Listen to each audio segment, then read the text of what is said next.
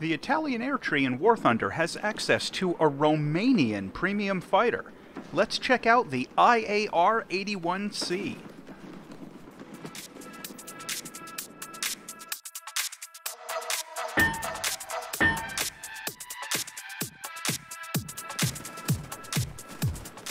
In 1934, the Romanian company IAR started a project to build a low-wing monoplane fighter to replace the Romanian Air Force's existing fleet of gull-wing and parasol-winged aircraft imported from Poland, which were quickly becoming quite obviously obsolete. The resulting aircraft, the IAR-23, proved that the design principles were sound and helped IAR mature their internal development methods, but the aircraft itself didn't enter production. It was underpowered and had some structural issues. The team went back to the drawing board to set about reverse engineering their imported fighters and combining the innovative features they found with their own low-wing layout to create a new fighter aircraft which represented a significant leap forward for Romania. The resulting design was the IAR-80 and was quite modern for the time and comparable to the best foreign fighters of the 1930s, incorporating features like a bubble canopy and an aerodynamic cowling around its air-cooled rotary engine.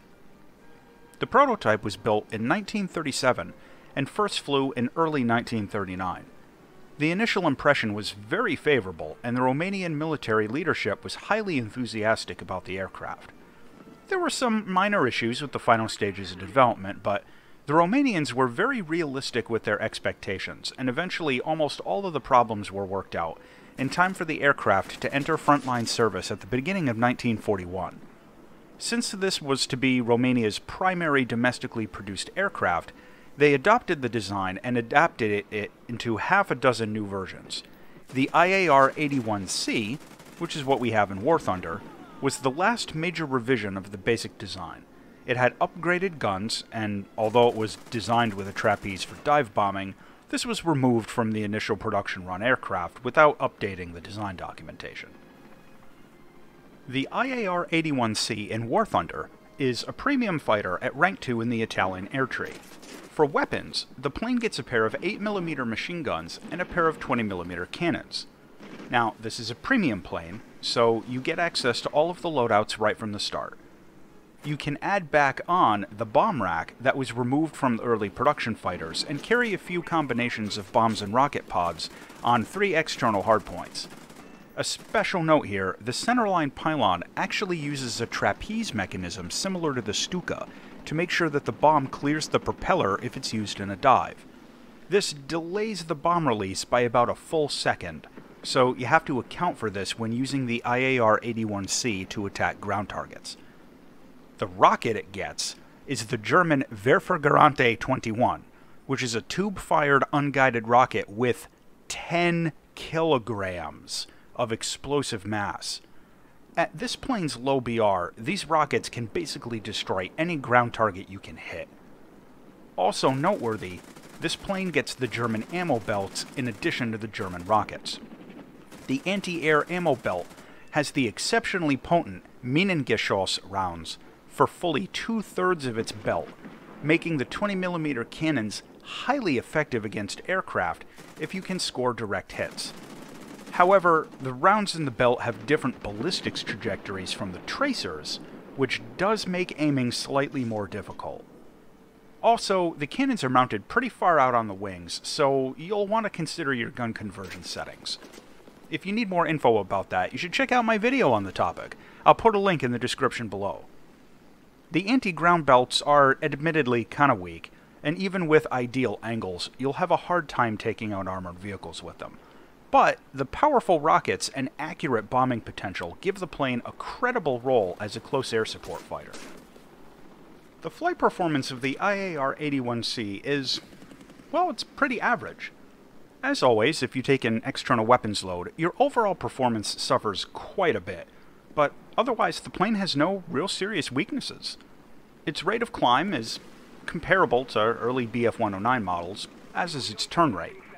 The plane is a bit underpowered, and you're going to find yourself in WEP more than with similar props, but the good news is the engine overheats very slowly on this plane. The dive performance can be problematic as the controls lock up at high speeds, which they do with a lot of prop aircraft, and if you push past about 500 kilometers an hour, you need to start your pull-up a bit early to make sure that you don't lawn dart the plane by accident. I never had any issues with wing ripping or structural failures in a dive recovery, but I did crash a couple of times while I was figuring the plane out. The overall speed isn't especially noteworthy, but you can drop combat flaps at basically any airspeed the plane is realistically going to be in air combat situations. They won't rip until almost 500 kilometers an hour. Flying this plane out at missions basically comes down to the decision if you want to take an external weapons load or not. If your intention is purely air combat, leave the bombs and rockets at the airfield. If you want to go multi-role, load them up. The rate of climb isn't great, especially if you have bombs attached, so if you fly out into ARB and you want to fight at altitude, you probably want to side climb a bit after takeoff so that you're not just hanging in the air with low energy by the point that, you get engaged.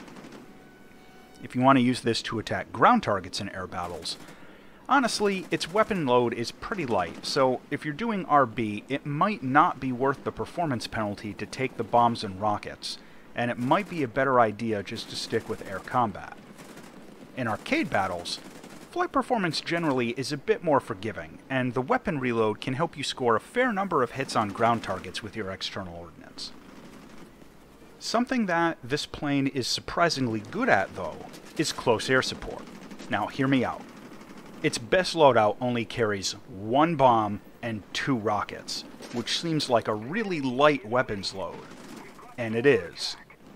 But this plane is at a very low BR, and the bomb it gets is both very accurate and very effective. The trapeze drop means that it takes about an extra second to release the bomb, but it also means that the drop is pinpoint accurate in medium speed dives. It's a solid enough bomb to take out heavy tanks if you can plant it reasonably close. The rockets, though, pure gold. The unguided rockets fire together and each has a 10 kilogram explosive mass. At this low BR, this is enough to pop any tank that you can fight if you get a direct hit, and many other medium or light vehicles, even with a near miss. The anti-armor belts are trash, but the bomb and rockets are amazing.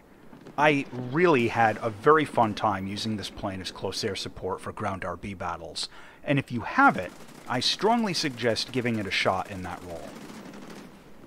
Visually, I think the IAR-81C is a really good-looking plane. At least, most of it. The cockpit seems a little further back than it looks like it ought to be, but past that, the plane's design is very appealing, and to my eyes, it really looks like some of the modern civilian stunt planes from Sukhoi, especially the Su-31. The default paint job is the standard Romanian Air Force pattern, but you can also unlock the Luftwaffe pattern if that's more your thing.